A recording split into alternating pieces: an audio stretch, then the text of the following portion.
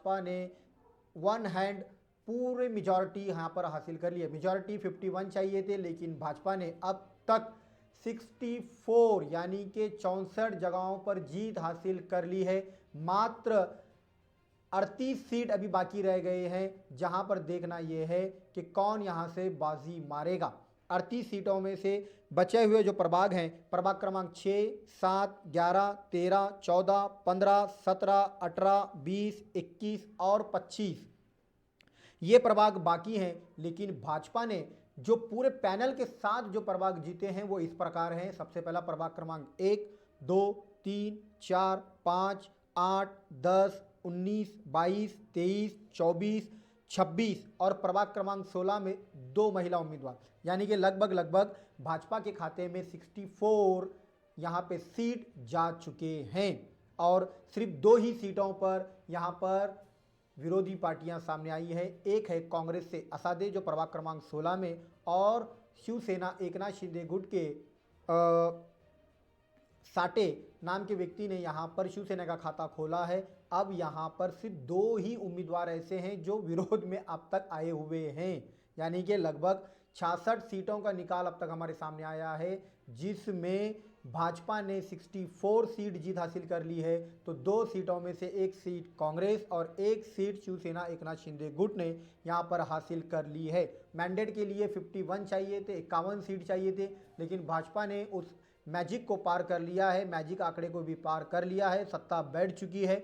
लेकिन क्या वो 75 प्लस होगी, ये देखने के लिए अभी कुछ ही समय बाकी है, क्योंकि विजय कुमार देशमुख के लड़के किरण देशमुख के चुनावी सभाओं में अक्सर आमदार विजय कुमार देशमुख कहा करते थे कि इस बार सोलापुर महानगर पालिका के चुनाव में 2026 के इस चुनाव में हमें जनता 75 पार करेगी, यानी कि 75 सीट लाने की उन्होंने बात कही थी।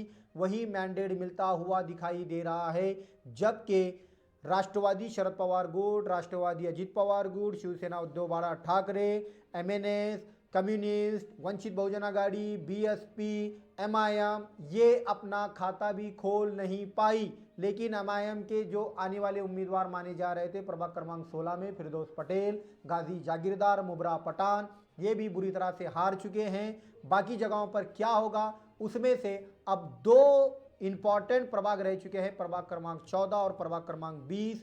यहां भी देखना यह होगा कि यहां पर क्या बीजेपी अपना कमाल करती है, क्योंकि जहां जहां बागी नेता ठहरे हुए थे, सारी बागी नेताओं को भाजपा ने पछाड़ दिया, भाजपा ने उनका सुपड़ा साफ कर दिया। और भाजपा ने कई ऐसे प्रभाग हैं जिन प्रभागों में सीधी सीधी उन्होंने जीत हासिल की है।